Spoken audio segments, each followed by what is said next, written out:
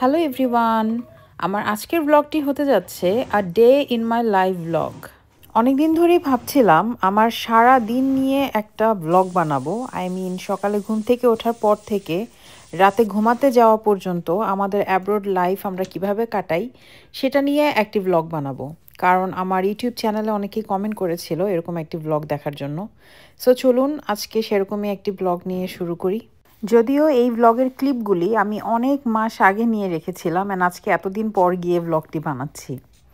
কারণ ইউএসএর লাইফ আসলে খুবই ব্যস্ততার মধ্যে কাটে। সকালে ঘুম থেকে ওঠার পর যে কোনো উইকডেজে প্রথমেই রেডি হয়ে অফিসে যাও অ্যান্ড পুরা দিনটাই অ্যাকচুয়ালি ব্যস্ততার মধ্যেই কাটানো হয়। এরই ফাঁকে ফাঁকে শখ করে মাঝে মাঝে একটা দুইটা ভ্লগ বানাই।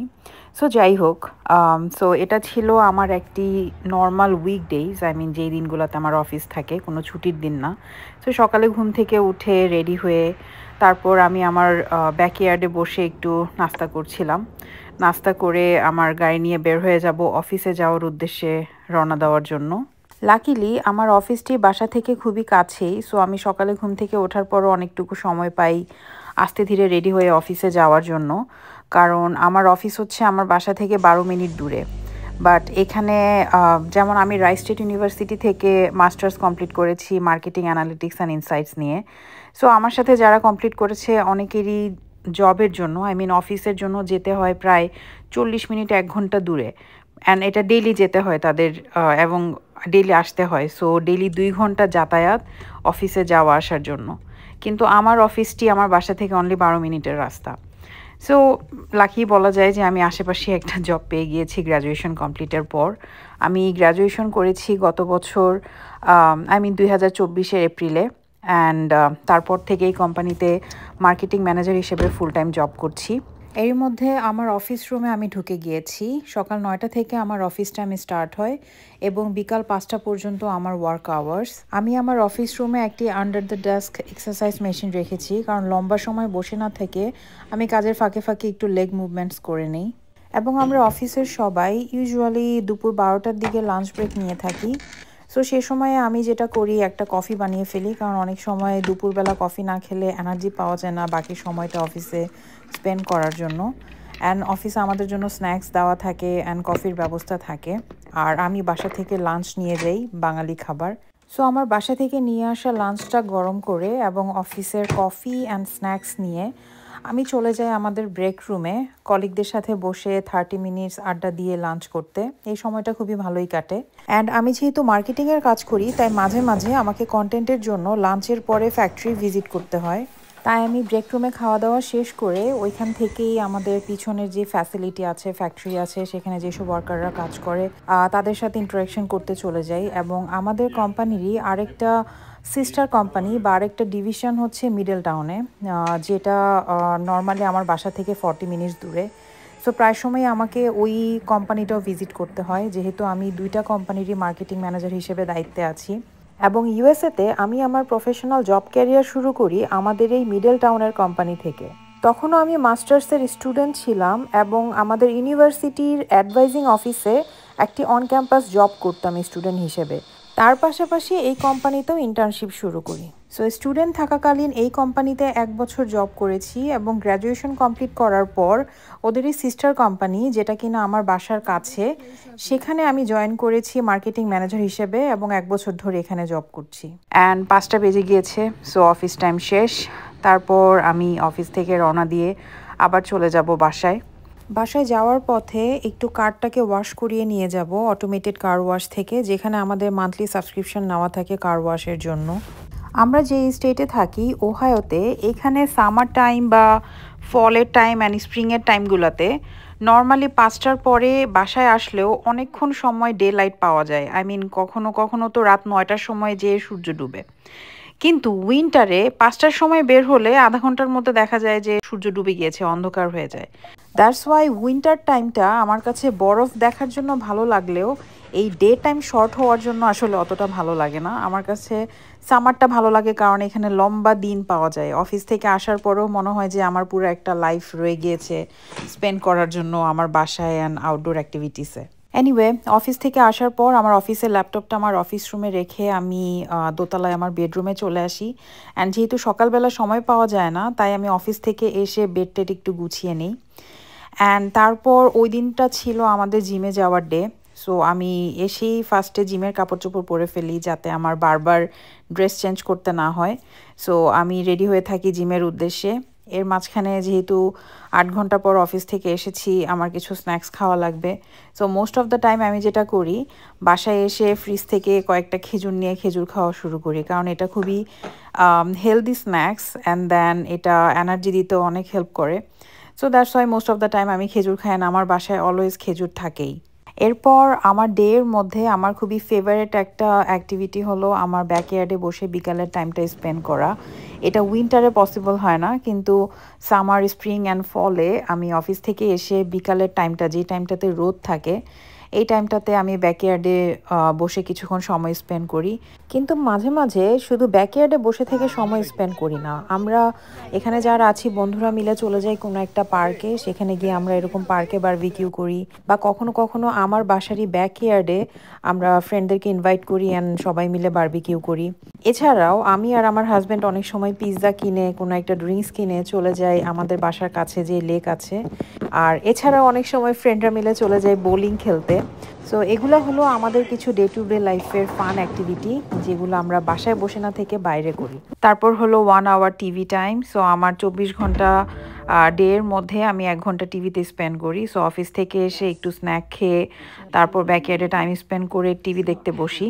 আমার যে কোনো একটা পছন্দের সিরিজের একটা এপিসোড আমি দেখি, অ্যান্ড এর মধ্যে দিয়ে আমার মাইন্ডটাও একটু রিল্যাক্স হয়, প্লাস টিভি দেখার যেই ইচ্ছাটা থাকে সেটাও মিটে যায়। টিভি দেখতে দেখতে অনেক সময় এরকম বাইরেও দেখতে থাকি মানুষরা কি করছে। আমার বাসার পাশ দিয়ে যেহেতু একটা রোড গিয়েছে, সো প্রায় সময় আমি দেখি যে মানুষজন এখানে জগিং করছে, অনেক সময় হয়তো কাপল হাঁটতে বেরিয়েছে, অনেক সময় দেখা যায় যে বাচ্চা নিয়ে কোনো মা হয়তো হেঁটে যাচ্ছে। সো এগুলো দেখতেও ভালো লাগে।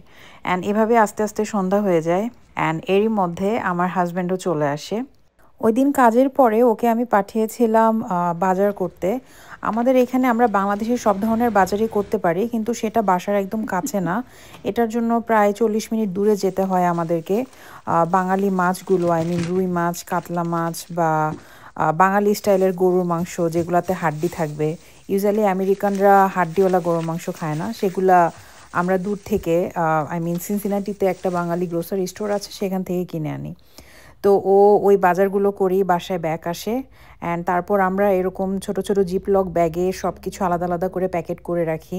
যেহেতু 2জন মানুষ, একবারে সব রান্না হবে না, সো এখানে আমার 3টা গরুর মাংসের প্যাকেট করেছি, 2টা মোরগের প্যাকেট করেছি, যেগুলো ওরা একদম দোকান থেকে পুড়িয়ে ভালো করে দিয়েছে যাতে লোম ক্লিন করা না লাগে। তারপর নিহারি, তারপর এখানে আছে কই মাছ, 8 পিসের মতো কই মাছ আছে এখানে, যেগুলো একদম ধুয়ে কেটে পরিষ্কার করা, প্যাকেট করা।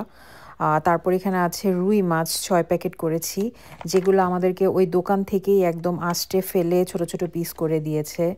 ইলিশ মাছও সেম, আমরা হচ্ছে ইলিশ মাছ পছন্দ করে দেই যেটা আমরা নিব, তারপর ওরা কেটে কুটে আস্টে ফেলে পরিষ্কার করে দেয়। এবং এখানে আছে কিছু বড় চিংড়ি, তারপর আছে ছোট চিংড়ি, এবং এখানে আবার বাংলাদেশি যে মলা মাছ, সেটাও কিন্তু আমেরিকাতে আসে বাংলাদেশ থেকে।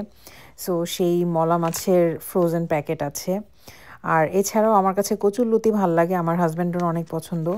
সো ও কচুরলতি নিয়ে এসেছে, যেটা চিংড়ি দিয়ে রান্না করব। আর এখানে আছে যে মাছগুলো কিনেছি সেই মাছগুলোর মাথা। এরকম ছোট ছোট জিপলক ব্যাগে প্যাকেট করে ফ্রিজে রেখে দিব। অ্যান্ড আমি যেহেতু অলরেডি জিমের কাপড় পরে রেডি ছিলাম, তো আমার হাজব্যান্ড রেডি হয়ে যাবে, তারপর আমরা 2জন একসাথে জিমে যাব। আমরা প্ল্যান করি অ্যান্ড চেষ্টা করি সপ্তাহে অ্যাটলিস্ট 3 দিন জিমে যাওয়ার, কিন্তু সবসময় হয়তো হয়ে ওঠে না। কখনো কারো বাসায় দাওয়াত থাকলে বা কোনো অকেশন থাকলে আমাদের মিস হয়ে যায়, অ্যান্ড জিম জিনিসটা এরকম, একবার মিস হলে বারবার মিস হতেই থাকে। সো আমরা এই প্ল্যানেট ফিটনেস জিমে যাই, এটা ইউএসএতে খুবই ফেমাস একটা জিম, অ্যান্ড এটা আমার বাসা থেকে অনলি 6-7 মিনিটের দূরত্বেই আছে, সো গাড়ি দিয়ে অ্যাকচুয়ালি।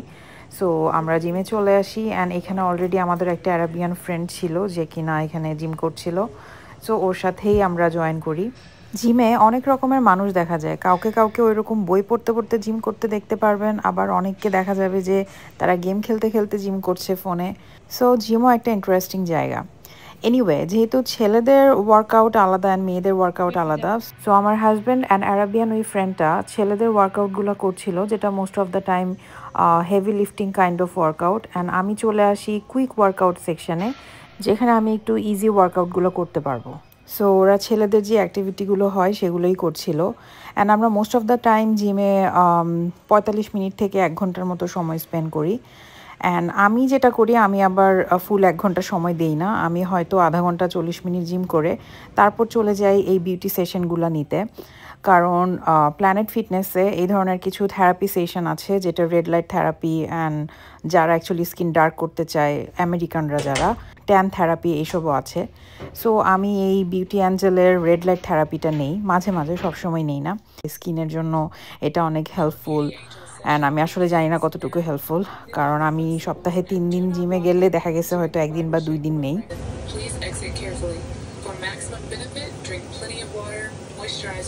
এটা শেষ করে আমি মোস্ট অফ দ্য টাইম চলে যাই হচ্ছে মাসাজ চেয়ারে। আমি বিউটি থেরাপি নেই আর না নেই, মাসাজটা আমার কাছে খুবই ভালো লাগে। সো আমি জিমে যখনই যাই আমি চেষ্টা করি either hydro massage or normal chair মাসাজটা নিতে। অ্যান্ড তারপর আবার আমাদের জিমের টাইম শেষ হয়ে গেলে আমরা বাসায় ব্যাক করি। অ্যান্ড সেখানে একটু, যেহেতু ওই দিন জিমের ডে ছিল, সো আমরা একটু হেলদি ডিনার করব, তাই আমি একটা এগ সালাদ বানিয়ে ফেলি অ্যান্ড কিছু কাবাব ফ্রাই। অ্যান্ড তারপর আমাদের হাতে তখনও অনেকটা সময় আছে, তখন মেবি রাতের 9টা বাজে। সো আমরা যাব আমাদের ফ্রেন্ডের বাসায় একটু আড্ডা দিতে। আমার ফ্রেন্ডের 2টা বিড়াল আছে, ওদের বিড়ালের সাথে খেলতে আমার খুবই ভালো লাগে।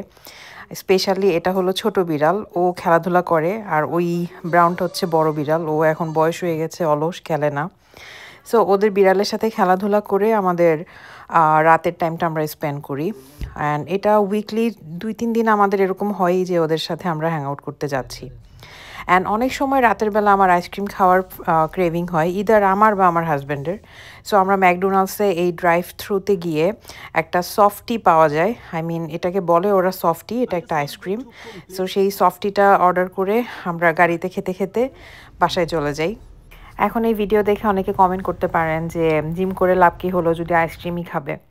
সো আইসক্রিম জিনিসটা অ্যাকচুয়ালি আপনি চাইলেও অ্যাভয়েড করতে পারবেন না যখন আপনার খেতে ইচ্ছা করে, আর এটা আমরা সবসময় খাই না, মাঝে মাঝে হয়তো খাওয়া হয়, মান্থলি 3-4 বার এরকম হলো যে আমরা খেলাম, সেটাতে কিছু যায় আসে না। এনিওয়ে তারপর বাসায় চলে আসি, অ্যান্ড বাসায় মাঝে মাঝে কিছু কাজ থেকে যায়, যেমন আমাদের কাপড় চোপড়গুলো ওয়াশারে দেওয়া ছিল, আই মিন ওয়াশার থেকে ড্রায়ারে দিয়ে গিয়েছিলাম বের হওয়ার সময়। এখন আসার পর ড্রায়ারটাই স্টপ হয়ে গিয়েছে, সো ড্রায়ার থেকে কাপড়গুলো নিয়ে আমরা উপরে চলে যাব। অ্যান্ড এরই মধ্যে আমাদের মোটামুটি দিন শেষ হয়ে এসেছে, কারণ তখন অলরেডি রাতের মেবি 11টা বাজে। সো আবারও আমি ফ্রেশ ট্রেশ হবো ঘুমাতে যাওয়ার আগে। আমার স্কিন কেয়ার রুটিন যদিও শর্ট, তারপরও 10 মিনিট তো দেওয়াই লাগে মুখ ধোয়া অ্যান্ড স্কিন কেয়ার করা নিয়ে। অ্যান্ড এরই মধ্যে দিয়ে আমার দিনটি শেষ হয়ে যায়, এবং আজকের ব্লগটি আমি এখানেই শেষ করছি। দেখা হবে নতুন কোনো ব্লগে। Bye bye.